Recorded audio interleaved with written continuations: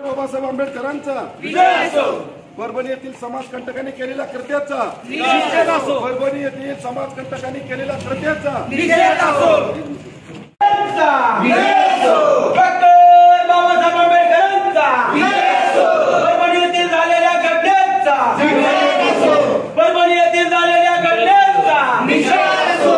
Doctor Babasaheb आंबेडकरांचा विजय असो। Doctor Babasaheb आंबेडकरांचा विजय असो।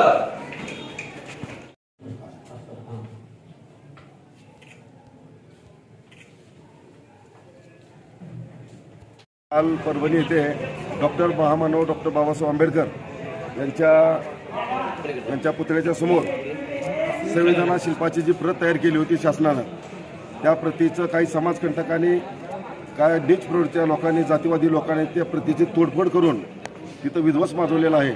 आणि या प्रकारचा विध्वंस करून संपूर्ण महाराष्ट्रभर आणि देशभर अशांततेचं वातावरण पसरवण्याचं कारस्थान काही जातीवादी लोकांनी, संघी लोकांनी चालू केलेलं आहे। त्याबद्दल आम्ही त्या समाजकंटकाला पोलीस लोकांनी ताब्यात घेतलेला आहे, परंतु त्यांना पकडून नुसतं त्यांना सजा देऊन चालणार नाही, तर त्यांना जास्तीत जास्त कशी सजा देता येईल व त्याला फाशी कशी देता येईल ही शासनानं बघितलं पाहिजे। याचं मूळ कारण म्हणजे परत नंतर असा प्रकारचा कोणी महामानवाच्या, कुठल्याही महामानवाच्या शिल्प असतील किंवा त्यांच्या काही विचार असतील त्याला बाधा पोचण्याचं काम कुठलाही व्यक्ती, समाजकंटक करणार नाही। यासाठी आम्ही आज तुळजापूर तालुक्यातून रिपब्लिकन पार्टी ऑफ इंडिया, बहुजन स्वाभिमान संघटना, राष्ट्रवादी काँग्रेस पार्टी, सामाजिक न्याय विभाग, भीमशक्ती सामाजिक संघटना उस्मानाबाद तुळजापूर तालुक्याच्या वतीनं आम्ही सर्वजण या तुळजापूर तहसीलदाराच्या मार्फत माननीय मुख्यमंत्र्यांना हे निवेदन दिलेलं आहे।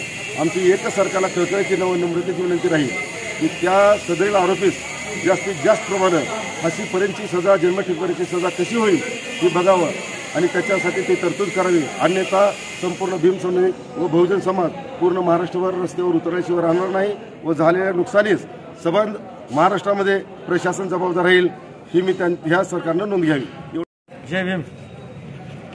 मी भीमशक्तीचा तालुका अध्यक्ष विकास हावळे आणि आमचे सगळे मित्र आणि आमच्या संघटना यांच्या वतीने परभणी येथील महामानव डॉक्टर बाबासाहेब आंबेडकर यांच्या पुतळ्यासमोरील संविधानाच्या शिल्पाची जी विटंबना झालेली आहे त्याचा पहिल्यांदा मी निषेध करतो व ज्या व्यक्तीने अशा प्रकारचं कृत्य केलं आहे व त्याच्या मागची जी काय पार्श्वभूमी आहे त्यांच्यावर सगळ्यावर कारवाई व्हावी व त्याची चौकशी व्हावी व भविष्य काळामध्ये अशा प्रकारची घटना घडू नये यासाठी शासनाने त्याच्यावर जाहीर अशी कडक कारवाई करावी अशी मी विनंती करतो।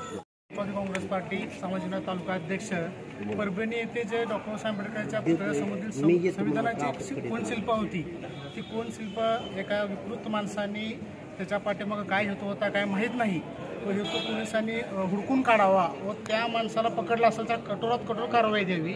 आणि शासनाने ज्या म्हणजे ज्या ठिकाणी महापुरुषाचे पुतळे आहेत किंवा संविधान चौक आहे त्या ठिकाणी हप्त्यातून किमान एकदा साफसफाई केली पाहिजे।